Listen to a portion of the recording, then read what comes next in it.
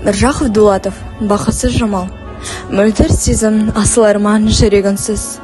Тағдыр қатал жандымыздай қылды күнсіз. Жамал сорлы сүйгенімен қосылмады, салттың жүгі алып кетті күлібінсіз. Құлазыған кең даланы мұңға бөкті, шын махаббат сорлы жанға сынақ өтті. Сүймегенге сүйреп берді әке шеше, ғашық жүрек арманымен үнсіз кетті. Бақыт іздеп жанған жүрек сонды бекер, салттың жүгін көтеру бұл нағыз шекер.